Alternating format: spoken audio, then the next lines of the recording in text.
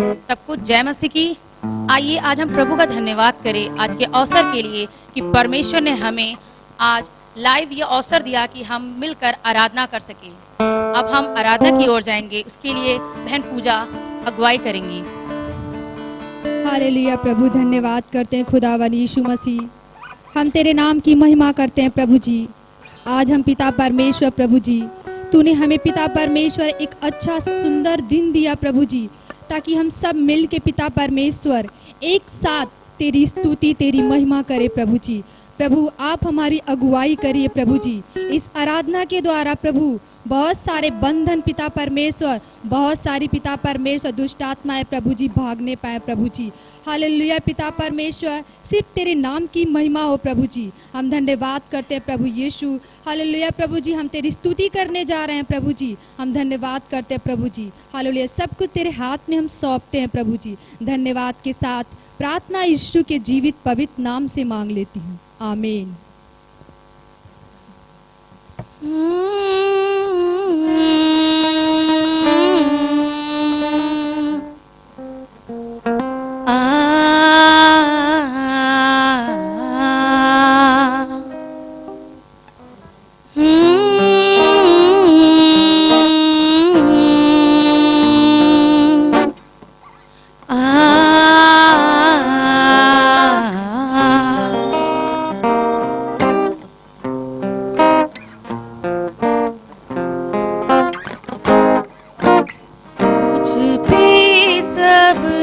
लुटा दूं मैं, तू हीरों से कीमती, ये जिंदगी की क्या मोल है, तू हीरों से कीमती। तुझ पे सब कुछ लुटा दूं मैं, तू हीरों से कीमती, ये जिंदगी की क्या मोल है, तू हीरों से कीमती। ना मुड़ूंगा ना झुकूंगा, यीशु नाम को ऊंचा करूंगा।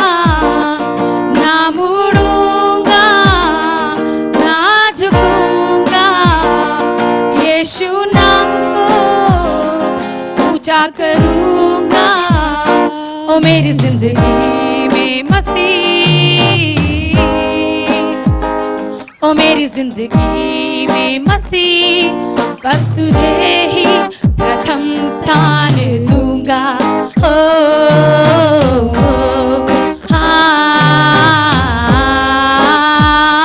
मेरी जिंदगी में मसीह, ओ मेरी जिंदगी में मसीह, बस तुझे ही प्रथम स्थान दूंगा। ओ,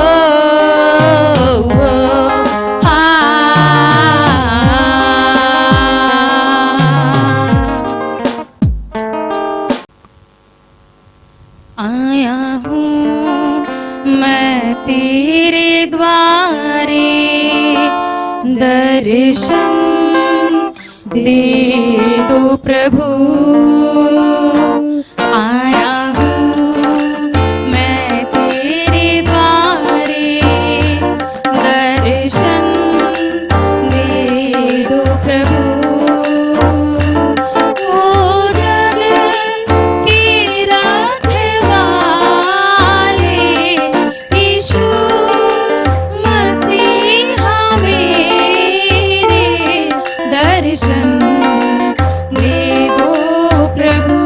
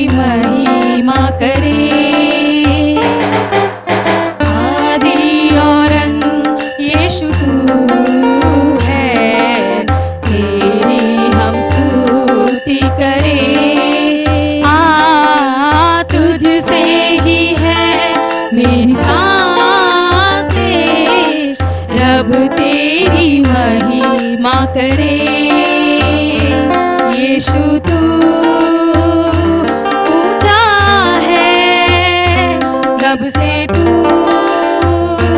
सच्चा है,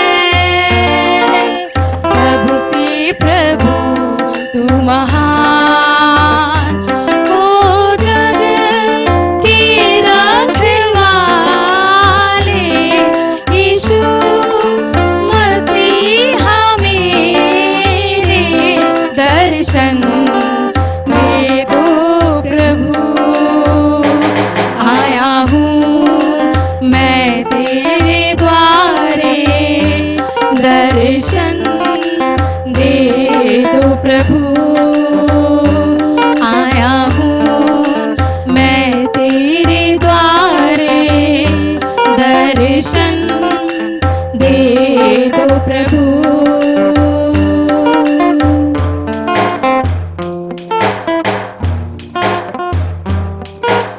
तेरी शरण में जो आए, अरमां हो उनके पूरे, जिसने भी दामन तेरा छू लिया, ले उनको पनाह में। तेरी शरण में जो आए, अरमां हो उनके पूरे, जिसने भी दामन तेरा छू लिया, ले उनको पनाह में। यीशु तू दाता है, सबका तू खुदा है, सबसे प्रभु तू महान, ओ जग के रखवाले, यीशु मसीहा मेरे दर्शन दे दो प्रभु। आया हूँ मैं तेरे द्वारे, दर्शन दे दो प्रभु।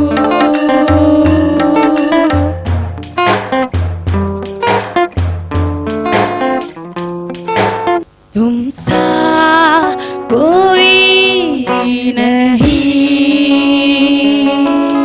तुम सा कहीं नहीं,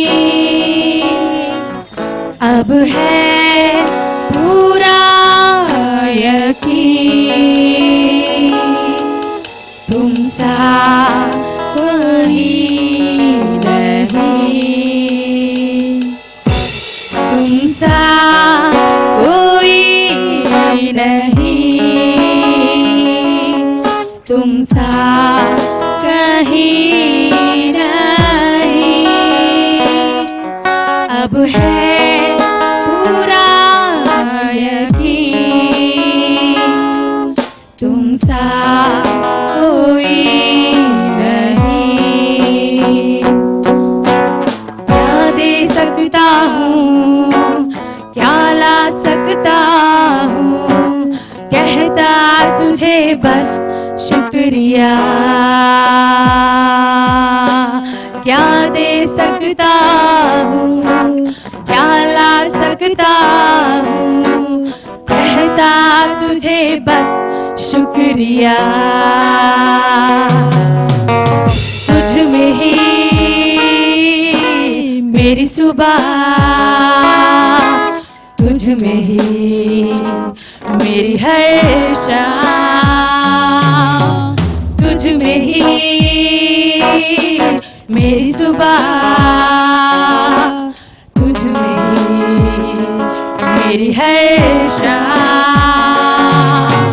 तुझसे ही करता शुरू हर कोई काम, आदर और धन्यवाद आज तेरे नाम। शुक्रिया शुक्रिया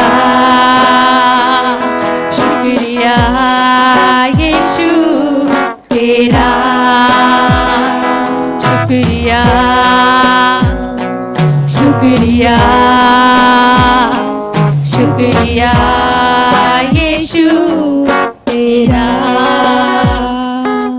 तुमसा कोई नहीं, तुमसा कहीं नहीं। अब है पूरा यकीन, तुमसा कोई नहीं, तुमसा कोई नहीं।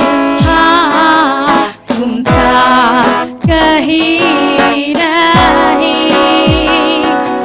अब है पूरा यकीन, तुमसा कोई नहीं।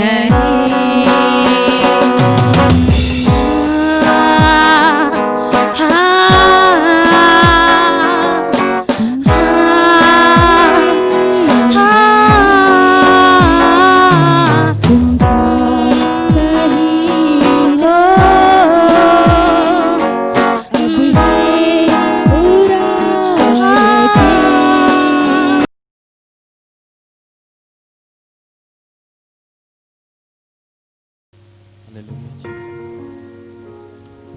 हालेलुया। परमेश्वर का धन्यवाद हो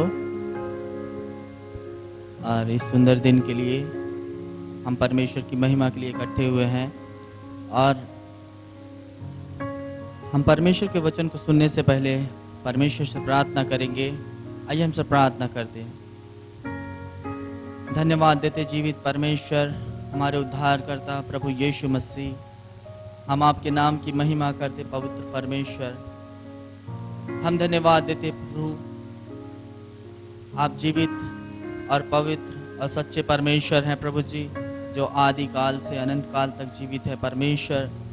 हम धन्यवाद देते प्रभु जी, आप भला हैं, आपकी करुणा सदा की है प्रभु जी। हम धन्यवाद करते प्रभु जी, हम धन्यवाद करते प्रभु जी, मनुष्य केवल रोटी से ही नहीं परंतु परमेश्वर के मुख से निकले हुए हर एक वचन से जीवित रहता है प्रभु जी। हम धन्यवाद देते प्रभु जी, हम धन्यवाद देते प्रभु जी, आपके वचन को प्रभु जी, हालेलुया, जो आपके लोग प्रभु जी अपने घरों में है परमेश्वर, उनसे बातें करिए परमेश्वर। प्रभु जी, आपका वचन ही हमें जीवन देता है प्रभु जी, शांति देता है, चंगाई देता है और प्रभु जी हमारे जीवन में अद्भुत अद्भुत काम आपके वचन से होता है प्रभु जी। आपके वचन को प्रभु जी, हालेलुया, पवित्र आत्मा बोलने के लिए सामर्थ्य दीजिए। केवल महिमा आपको मिले परमेश्वर। प्रभु जी धन्यवाद करते हैं, हमारे जुबान को छुइए, हमारे मुख में अपने वचन को भर दीजिए परमेश्वर, ताकि प्रभु जी हम हर एक जन वचन को सुनने वाले आत्मा में बलवंत हों, तृप्त हों प्रभु जी, और हमारा विश्वास आप में बढ़ते जाए। धन्यवाद करते हैं यीशु के नाम में, आमेन। परमेश्वर का धन्यवाद हो और हम लोग आज वचन देखेंगे, हमें परख के विषय में देखेंगे और परमेश्वर का वचन परख के विषय में क्या कहता है, और उसके लिए हम लोग एक वचन पढ़ेंगे, दूसरा कुरिन्थियों 13 अध्याय उसका 5 वचन। अपने आप को परखो कि विश्वास में हो कि नहीं, अपने आप को जांचो, क्या तुम अपने विषय में यह नहीं जानते कि यीशु मसीह तुम में है, नहीं तो तुम जांच में निकम्मे निकले हो। बस परमेश्वर का धन्यवाद हो। और बाइबल बताता है, परमेश्वर का वचन, अपने आप को जांचो। जब हम बाइबल पढ़ते हैं तो हमें अपने आप को जांचने की जरूरत है कि हम विश्वास में हैं कि नहीं। हमारा विश्वास प्रभु के वचन के अनुसार प्रभु में है कि नहीं। और जब हम बहुत जगह में बाइबल पढ़ते हैं तो बहुत लोगों ने जांचा, लेकिन अपने आप को नहीं, दूसरों को जांचते हैं। और नए नियम में जब हम पढ़ते हैं मत्ती 16 अध्याय उसका 1 वचन, फरीसियों और सदूकियों के पास आकर उसने परखने के लिए उससे कहा, हमें स्वर्ग का कोई चिन्ह दिखा। जी, जब हम देखते हैं बाइबल में तो यीशु मसीह को कुछ लोग परखने के लिए आए हैं, जबकि हम बाइबल में दूसरा कुरिन्थियों 13:5 में हमने देखा कि अपने आप को परखो, परंतु लोग अपने आप को नहीं दूसरे को परखते हैं। और यहाँ देखते हैं कि यीशु मसीह को भी लोग परखने के लिए आए हैं। और इस वचन में इस प्रकार लिखा है कि फरीसियों और सदूकियों ने पास आकर उसे परखने के लिए उससे कहा, हमें स्वर्ग का कोई चिन्ह दिखा। जब यीशु मसीह इस संसार में थे, जहां कहीं जाते थे लोग यीशु मसीह के पीछे जाते थे, और कई तरह के लोग यीशु मसीह के पीछे जाते थे, कुछ खाने पीने के लिए, कुछ चमत्कार देखने के लिए, कुछ छुटकारा पाने के लिए, कुछ शांति पाने के लिए, उद्धार पाने के लिए। और उसी में कुछ ग्रुप था जो यीशु मसीह को परखते थे कि यीशु मसीह पर दोष लगाए, उसके अंदर कमी निकाले। और यह हमेशा जब नए नियम को पढ़ेंगे, हर जगह यीशु मसीह के पीछे शास्त्री, फरीसी, सदूकी रहते थे, केवल दोष लगाने के लिए। परंतु बाइबल बता रही है कि हमें अपने आप को परखना है। और यहाँ पे कुछ लोग फरीसी, सदूकी चिन्ह मांग रहे हैं यीशु मसीह से, और यीशु मसीह क्या उन्हें जवाब देते हैं, पढ़ेंगे आगे। दूसरा वचन से पढ़ेंगे। उसने उनको उत्तर दिया, सांच को तुम कहते हो मौसम अच्छा रहेगा, क्योंकि आकाश लाल है। आगे पढ़िए। और भोर को कहते हो आज आंधी आएगी, क्योंकि आकाश लाल और धूल मिल है। जी, पढ़ते जाइए। तुम आकाश के लक्षण देखकर उसका भेद बता सकते हो, पर समय को चिन्हों का भेद क्यों नहीं बता सकते? इस युग के बुरे और बेविचारी लोग चिन्ह ढूंढते हैं, पर योना के चिन्ह को छोड़ उन्हें और कोई चिन्ह न दिखाया जाएगा, और वह उन्हें छोड़कर चला गया। परमेश्वर का धन्यवाद हो, यीशु मसीह उन्हें जवाब दे रहे हैं, तुम लोग मौसम को देखकर बताते हो आंधी आएगी, मौसम साफ रहेगा, बारिश होगा, और समयों को देखकर नहीं समझ सकते। और यीशु मसीह ने कहा कि इस युग के लोग जो बुरे हैं, बेविचारी हैं, वो चिन्ह ढूंढते हैं। जब तक उन्हें चिन्ह नहीं मिलेगा तब तक वह यीशु मसीह पर विश्वास नहीं करते हैं। लेकिन यीशु मसीह, आगे वचन में लिखा, उन्हें छोड़कर चला गया। यीशु मसीह परमेश्वर का इकलौता पुत्र है, और इस संसार में उसने अद्भुत चमत्कार किए, और वह परखा गया, हर क्षेत्र में परखा गया और खरा निकला। और यीशु मसीह कहीं भी उसे सदूकी, फरीसी दोष नहीं लगा पाए। और एक वचन और देखेंगे हम लोग, उसमें देखते हैं कि यीशु मसीह को लोगों ने कैसे परखा।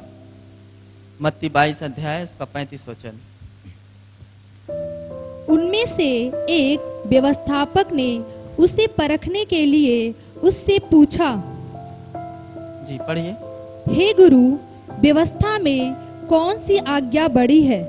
उसने उनसे कहा, तू परमेश्वर अपने प्रभु से अपने सारे मन और अपने सारे प्राण और अपनी सारी बुद्धि के साथ प्रेम रख। बड़ी और मुख्य आज्ञा तो यही है, और उसी के समान यह दूसरी भी, कि तू अपने पड़ोसी से अपने समान प्रेम रख। परमेश्वर का धन्यवाद हो। यहाँ भी हम पढ़ते हैं जब, तो यही पाते हैं कि एक व्यवस्थापक है और वह यीशु मसीह को परखना चाहता है, और यह व्यवस्थापक होकर जो व्यवस्था का ज्ञान रखते हैं, वह यीशु मसीह से सवाल कर रहा है कि हे गुरु, व्यवस्था में कौन सी आज्ञा बड़ी है? यीशु मसीह ने बड़ी सरलता से उसे उत्तर दिया। 37 वचन में पढ़िएगा। उसने उससे कहा, तू परमेश्वर अपने प्रभु से अपने सारे मन और अपने सारे प्राण और अपनी सारी बुद्धि के साथ प्रेम रख। परमेश्वर प्रभु जो इस वचन में बहुत ही सरलता पूर्वक उस व्यवस्थापक को उत्तर दिया कि सबसे बड़ी आज्ञा यही है। और वो व्यवस्थापक जो है यीशु मसीह को परखना चाहता था।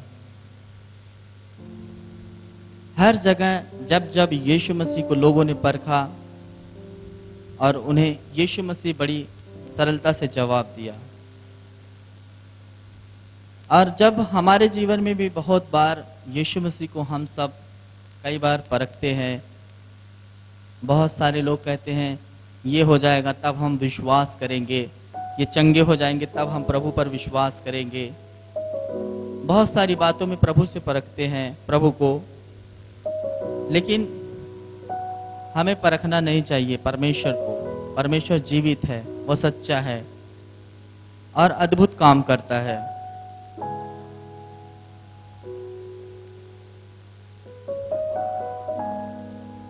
यूहन्ना 8 अध्याय उसका 6 वचन पढ़ेंगे हम लोग। उन्होंने उसको परखने के लिए यह बात कही ताकि उस पर दोष लगाने के लिए कोई बात पाए, परंतु यीशु झुककर उंगली से भूमि पर लिखने लगा। परमेश्वर का धन्यवाद हो। यहाँ पर भी एक ग्रुप है और बड़ी भीड़ है, यीशु मसीह को परखना चाहते हैं। और आप सब जानते हैं ये कहानी जो एक व्यभिचारी स्त्री का है, जो व्यभिचार करते हुए पकड़ी गई। और वहां के लोगों ने, शास्त्री फरीसियों ने लाए यीशु मसीह के पास, यीशु मसीह को परखना चाहते थे। और यीशु मसीह यहाँ पर भी बहुत ही सरलता से उन्हें उत्तर दिया है। जब हम आगे पढ़ते हैं और वो लोग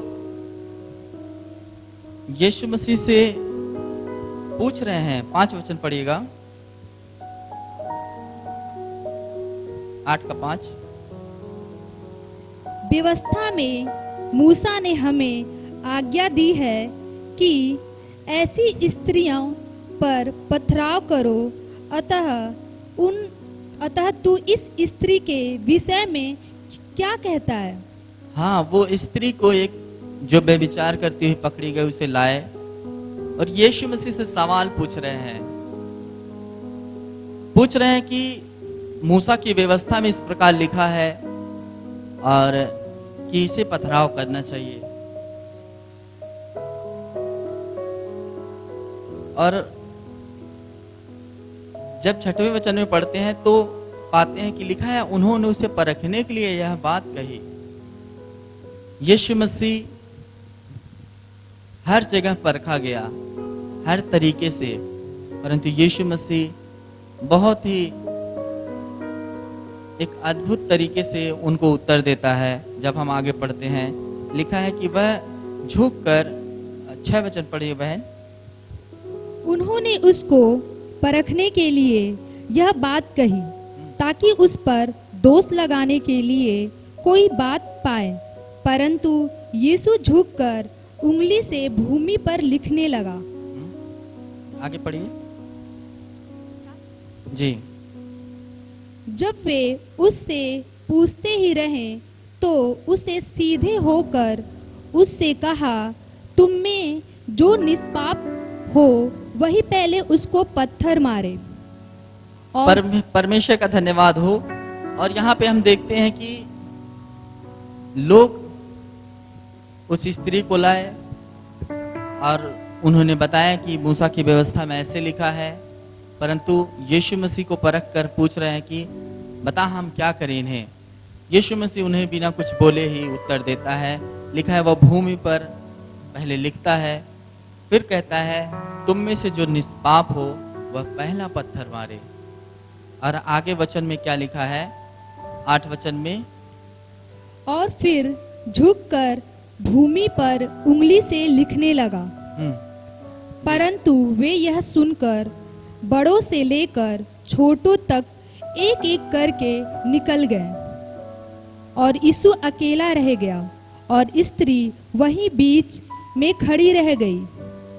बस परमेश्वर का धन्यवाद हो। और जब हम लोगों ने पहला वचन पढ़ा था ना, 2 कुरिन्थियों 13 अध्याय का 5 वचन, वहां पे इस प्रकार लिखा था, अपने आप को परखो। लेकिन यहाँ पे जब हम पढ़ते हैं इस हिस्से को यूहन्ना 8 अध्याय में, तो देखते हैं कि लोग यीशु को परख रहे हैं, उस स्त्री को दोषी ठहरा रहे हैं, गलत कह रहे हैं। परंतु जब यीशु मसीह ने उनके विषय में बात की, तब लिखा है 9 वचन में लिखा है, बड़ों से लेकर छोटों तक एक एक करके निकल गए। परमेश्वर का वचन बताता अपने आप को परखो। और जब यीशु मसीह ने एक बात रखा, लिखा है बड़े से लेकर छोटे तक एक भी वहां खड़े नहीं रह सके। लोग अपने आप को नहीं परख रहे हैं, परंतु परमेश्वर का वचन बताता है कि अपने आप को परखो। हमें अपने आप को परखने की आवश्यकता है कि हम विश्वास में हैं कि नहीं, हम परमेश्वर के वचन के अनुसार जी रहे हैं कि नहीं, क्योंकि हमें अपना अपना लेखा देना है परमेश्वर के सामने। हम दूसरे का लेखा नहीं दे सकते, ना ही परमेश्वर दूसरे के विषय में हमसे पूछेगा, परंतु परमेश्वर स्वयं हमसे हमारे विषय में पूछेगा। और यहाँ देखते हैं कि बाइबल में जब पढ़ते हैं, बार बार एक शब्द आता है कि लोग परख रहे हैं दूसरों को, यीशु मसीह को परख रहे हैं। हमें हर बात में जहां परमेश्वर का वचन परखने के विषय में कहता है, उसे हमें परखने की आवश्यकता है। अनावश्यक बातों में हम किसी को ना परखे, ना परमेश्वर के वचन को, ना परमेश्वर को, ना ही अन्य किसी बात में किसी को भी। हम अपने आप को जांचें, परखें कि हमारा विश्वास कहाँ है। क्या हम परमेश्वर में बने हैं? क्या धीरे धीरे हमारा विश्वास परमेश्वर से दूर हो गया है? अगर दूर हो गया है तो हमें खुद अपने आप को जांचने की जरूरत है कि हमारा विश्वास का स्तर कहाँ पहुंच गया है। परमेश्वर का धन्यवाद हो। आगे कुछ बातों में और देखेंगे हम लोग परखने के विषय में।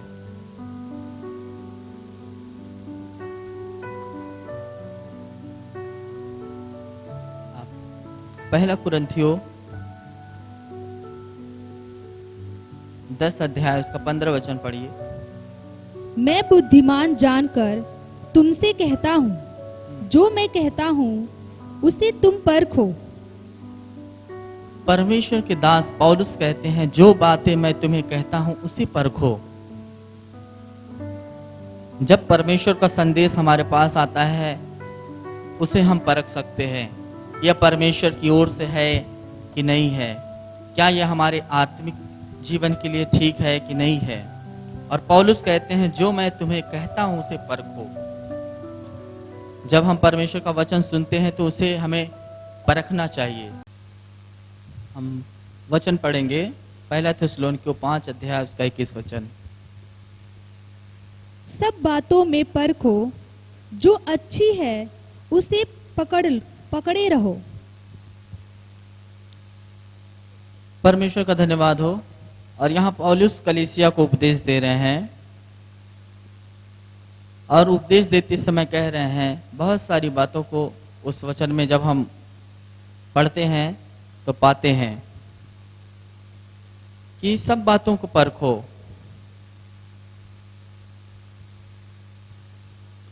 सब बातों को परखो, जो अच्छी हैं उसे पकड़े रहो। परमेश्वर के वचन से हमें बहुत सारे उपदेश मिलते हैं, जो हमारे जीवन के लिए, आत्मिक जीवन के लिए लाभ की है, जो हमें आत्मा में उन्नति कर सकती है, जो हमें परमेश्वर में बढ़ने में सहायता करेगी। उन सारी बातों को हम परमेश्वर के वचन के द्वारा, जो भी उपदेश मिलता है हमें परमेश्वर के दासों के द्वारा, उसे पकड़ लेना चाहिए, ताकि हम आत्मा में बढ़े, परमेश्वर में बढ़ते जाएं। और पौलुस कलीसिया को उपदेश दे रहे हैं और कह रहे हैं सब बातों को परखो, जो अच्छे उसे थाम लो, उसे पकड़ लो।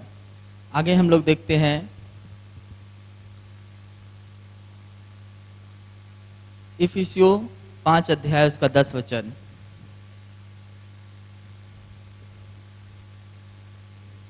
और यह परखो कि प्रभु को क्या भाता है। हालेलुया। और यहाँ पे इस प्रकार लिखा है कि हमें परखना है कि प्रभु को क्या भाता है। पहले हमने देखा कि अपने आप को परखना है कि हम विश्वास में कैसे हैं। दूसरा है कि प्रभु को क्या भाता है, इस बात को परखना है।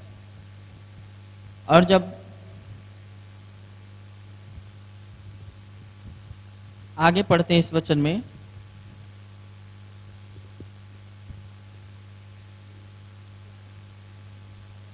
अंधकार के निष्फल कामों में सहभागी न हो।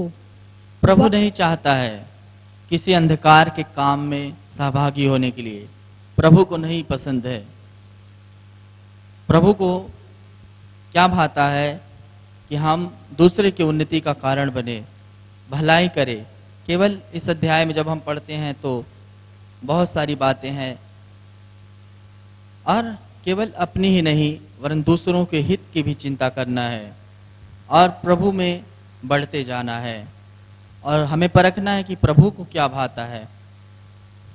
जो चीज़ प्रभु को भाता है वो हम अपने जीवन में रखें, इससे परमेश्वर हमारे जीवन से प्रसन्न होते हैं। और हमें कुछ बातों को परखना है। पहला यूहन्ना 4 अध्याय उसका 1 वचन। हे प्रियो, हर एक आत्मा की प्रतीति करो, वरन आत्माओं को परखो कि वे परमेश्वर की ओर से है कि नहीं। हाँ, फिर से एक बार पढ़ेंगे उसको। हे प्रियो, हर एक आत्मा की प्रतीति न करो, वरन आत्माओं को परखो कि वे परमेश्वर की ओर से है कि नहीं। हाँ, यहाँ पे प्रेरित यूहन्ना बता रहे हैं कि हर एक आत्मा की प्रतीति नहीं करना है। और विश्वासियों से प्रेरित यूहन्ना कह रहे हैं कि हे प्रियो, हर एक आत्मा की प्रतीति ना करो। हर एक आत्माओं की प्रतीति नहीं करना है। क्यों? आगे वचन में लिखा है, वरन आत्माओं को परखो कि वे परमेश्वर की ओर से है कि नहीं। आगे उस वचन में पढ़िएगा बहन। क्योंकि बहुत से झूठे भविष्यवक्ता जगत में निकल खड़े हुए हैं। परमेश्वर का आत्मा तुम इस रीति से पहचान सकते हो, जो आत्मा मान लेती है कि यीशु मसीह शरीर में होकर आया, वह परमेश्वर की ओर से है। हालेलुया। बहुत सारे जगत में झूठे भविष्यवक्ता उठ खड़े हुए हैं। आजकल बहुत सारे, जब हम इंटरनेट में जाते हैं देखते हैं बहुत तरह का उपदेश है, बहुत सारी बातें हैं। एक ही वचन को अलग अलग तरीके से लोग व्याख्या करते हैं। उसमें तो कुछ ऐसे रहते हैं जो कलीसिया से दूर करते हैं, प्रभु से दूर करने वाले भी उपदेश हैं। और तमाम ऐसे लोग हैं जो परमेश्वर के वचन को उलट पुलट कर बताते हैं। इसीलिए हमें हर एक आत्मा को नहीं प्रतीति करना चाहिए, वरन हमें परखना चाहिए। अपने आप को परखना है, विश्वास में है कि नहीं। और दूसरी बात है कि हमें परखना है परमेश्वर का वचन, जो भी उपदेश आता है उसे परखना है। और जो भी आत्माएं हैं उनको परखना है कि वे परमेश्वर की ओर से हैं कि नहीं। क्योंकि बहुत सारे झूठे भविष्यवक्ता इस संसार में उठ खड़े हुए हैं। बहुत सारे उपदेश विश्वासी लोग बहुत बार बताते हैं, पास्टर जी किसी ने बताया ऐसे करिए, किसी ने बताया ऐसे करना है।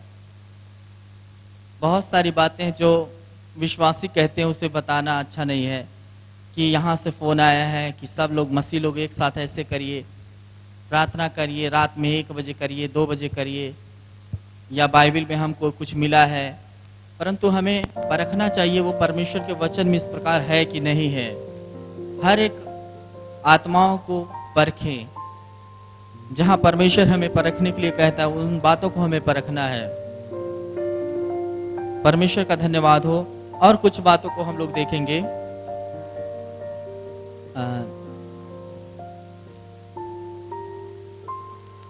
दूसरा कुरिन्थियों 10 अध्याय उसका 15 वचन। हम सीमा से बाहर दूसरों के परिश्रम पर घमंड नहीं करते, परंतु हमें आशा है कि ज्यों-ज्यों तुम्हारा विश्वास बढ़ता जाएगा, त्यों-त्यों हम अपनी सीमा के अनुसार तुम्हारे कारण और भी बढ़ते जाएंगे। परमेश्वर का धन्यवाद हो। पौलुस कहते हैं कि हम दूसरे के परिश्रम पर नहीं घमंड करते, और कहते हैं कि ज्यों ज्यों तुम्हारा विश्वास, कलीसिया को परमेश्वर का संदेश है कि विश्वास को अपने बढ़ाना है। एक ही दिन में बड़ा विश्वास नहीं आता है। उस बात को पढ़िएगा फिर से। हम सीमा से बाहर दूसरों के परिश्रम पर घमंड नहीं करते, परंतु हमें आशा है कि ज्यों-ज्यों तुम्हारा विश्वास बढ़ता जाएगा, त्यों-त्यों हम अपनी सीमा के अनुसार तुम्हारे कारण और भी बढ़ते जाएंगे। पौलुस कहते हैं अपने सीमा में। परमेश्वर का धन्यवाद हो कि विश्वासी लोगों को पौलुस कहते हैं तुम्हारा विश्वास बढ़ना है। परमेश्वर के वचन में दिन प्रतिदिन कलीसिया के लोगों, विश्वासियों, आपका विश्वास ज्यों-ज्यों बढ़ता जाएगा, परमेश्वर के वचन को आप ज्यों ही दृढ़ता से थामेंगे, हमारे क्षेत्र बड़े होंगे। पौलुस कहते हैं कि हम तुम्हारे कारण, जब तुम्हारा विश्वास बड़ा होगा तब हम बड़े होंगे, हम अपने क्षेत्र में मजबूत होंगे। विश्वासी लोगों, अपने विश्वास के स्तर को बढ़ाइए। ऐसे ही विश्वास नहीं आता है। प्रतिदिन हमें परमेश्वर के वचन को पढ़ना होता है। रोमियो 10:17 में लिखा है, विश्वास सुनने से, सुनना मसीह के वचन से होता है। जब हम परमेश्वर के वचन को प्रतिदिन पढ़ेंगे, अपने विश्वास को हम मसीह में बनाए रख सकते हैं। क्योंकि जब हम लोगों ने दूसरा कुरिन्थियों 13:5 में पढ़े तो वहाँ लिखा है कि हमें परखना कि विश्वास में है कि नहीं। जब हमारे जीवन से प्रार्थना और बाइबल दोनों दूर हो जाएगा, हमारा विश्वास भी धीरे धीरे परमेश्वर के प्रति कम होते जाएगा। इसीलिए हमें प्रतिदिन अपने विश्वास को बढ़ाना है परमेश्वर के वचन के द्वारा। जब हम उन बातों को प्रतिदिन परमेश्वर के बारे में पढ़ेंगे, उसके वचन को पढ़ेंगे, हमारे विश्वास में वृद्धि आएगी और हम अपने क्षेत्र में मजबूत हो जाएंगे और परमेश्वर की महिमा हमारे जीवन से होगी। और यहूदा का 1 अध्याय उसका 3 वचन हम लोग देखेंगे। हे प्रियो, जब मैं तुम्हें उस उद्धार के विषय में लिखने में यत्न परिश्रम से प्रयत्न कर रहा था जिसमें हम सब सहभागी हैं, तो मैंने तुम्हें यह समझाना आवश्यक जाना कि उस विश्वास के लिए पूरा यत्न करो जो पवित्र लोगों को एक ही बार सौंपा गया था। परमेश्वर का धन्यवाद हो। जो हमारे अंदर प्रभु यीशु मसीह के प्रति विश्वास है, वो बाइबल बता रहा है कि पवित्र लोगों को एक ही बार सौंपा गया है। हमारा जो विश्वास प्रभु के ऊपर है, उसे संभाल कर रखना है, उसे बना कर रखना है परमेश्वर में। और लिखा है कि विश्वास के लिए पूरा यत्न करो। हमें अपने विश्वास को परमेश्वर में बनाए रहने के लिए पूरा यत्न करना है। अभी कलीसिया में संगति नहीं हो पा रही है, तो बहुत सारे विश्वासी लोग क्या अपने घर पे प्रार्थना कर रहे हैं, क्या वचन पढ़ रहे हैं। पहले जितना उत्साह है, जब हम हर हफ्ते परमेश्वर के वचन को सुनते थे, संगति करते थे, कितना उत्साह था। क्या परमेश्वर का वचन आज भी उतना ही हमारे अंदर सुनते हैं तो उत्साह होता है? क्या हमारी आशा प्रभु में बनी है कि हमें स्वर्ग जाना है? जैसे पहले संगति करते समय कितना उत्साह रहता था कि हमें स्वर्ग जाना है। क्या इन 3-4 महीनों के अंदर जब हम संगति नहीं कर पा रहे हैं, हमारा विश्वास हमें स्वर्ग जाना है, हमें प्रभु की इच्छा पूरी करनी है, कितना हमारा मन लगा है परमेश्वर की ओर, हमें ध्यान देने की जरूरत है। एक बार फिर इस वचन को हम लोग पढ़कर देखेंगे प्रभु के दास क्या कहते हैं। हे प्रियो, जब मैं तुम्हें उस उद्धार के विषय में लिखने में यत्न परिश्रम से प्रयत्न कर रहा था, जिसमें हम सब सहभागी हैं, तो मैंने तुम्हें यह समझाना अवश्य जाना। हाँ, यहाँ लिखा है कि उस उद्धार के विषय में अत्यंत परिश्रम से, जिसके विषय में हम सब सहभागी हैं, हम सब उद्धार में सहभागी हैं, परमेश्वर के साथ, यीशु के साथ उद्धार में सहभागी हैं। परमेश्वर के दास कहते हैं हम सब सहभागी हैं। और लिखते हैं कि मैंने तुम्हें यह समझाना आवश्यक जाना कि, आगे पढ़िए, कि उस विश्वास के लिए पूरा यत्न करो जो पवित्र लोगों को एक ही बार सौंपा गया था। परमेश्वर का धन्यवाद हो। हमें अपने विश्वास को प्रभु में बनाए रखने के लिए पूरा यत्न करना है। बहुत सारी बातों में हम लोग यत्न करते हैं, लेकिन हमारा विश्वास प्रभु में बनाए रखने के लिए हम लोग कितना यत्न कर रहे हैं? अपने विश्वास को प्रभु में बनाए रखिए, उसके लिए पूरा यत्न करिए, क्योंकि हमें जो विश्वास दिया गया है वह एक ही बार सौंपा गया है। हम यीशु के लहू से पवित्र किए हुए लोग हैं। हमें एक बार विश्वास दिया गया है। विश्वास से पीछे हटने के बाद कठिन हो जाता है फिर से परमेश्वर में उस विश्वास में जो हमें एक बार सौंपा गया है, उस विश्वास को लाने के लिए। इसीलिए हमें पूरा यत्न करना है कि जो हमें सौंपा गया है विश्वास, उसे हम संभाल कर रखें कि हमारा उद्धारकर्ता मसीह है। और परमेश्वर में प्रतिदिन अपने विश्वास को लेकर चले, पर प्रार्थना करें, वचन पढ़े और परमेश्वर की उपस्थिति में चले, तभी हमारा विश्वास बना रह सकता है।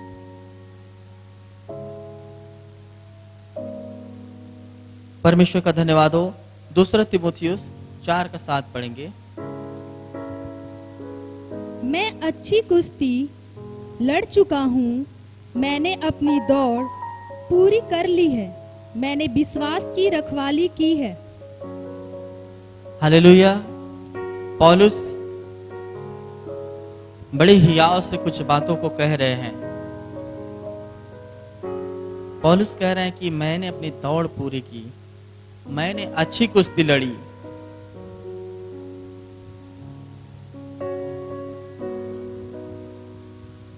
और उन्होंने कहा कि मैंने विश्वास की रखवाली की है। हालेलुया।